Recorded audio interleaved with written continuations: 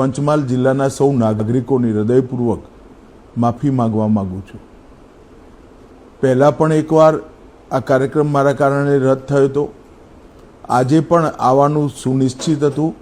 હું અમદાવાદ જ છું, પરંતુ વેધર પ્રોબ્લેમના કારણે હું આવી નથી શકતો। આજે પંચમહાલના ઇતિહાસમાં બહુ મહત્ત્વનો દિવસ છે, કારણ કે મહાન ગુરુ ગોવિંદજીના નામે આપણા દેશના વડાપ્રધાન નરેન્દ્રભાઈ જ્યારે ગુજરાતના મુખ્યમંત્રી હતા ત્યારે એક યુનિવર્સિટી બને, એક સ્મારક બને અને દેશભરના યુવાનોને, વિશેષ કરીને આદિવાસી યુવાનોનું પ્રેરણાનું સ્થાન બને એના માટે પ્રયાસ કરેલો।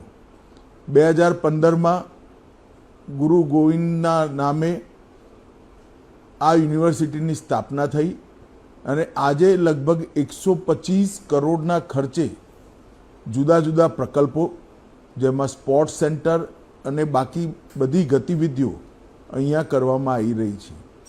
ભૂમિપૂજન પણ છે, લોકાર્પણ છે। હું યુનિવર્સિટીના વિદ્યાર્થીઓ, યુનિવર્સિટીના પ્રાધ્યાપકો અને સમગ્ર પંચમહાલ જિલ્લાની જનતાને ખૂબ ખૂબ શુભેચ્છા આપવા માગું છું।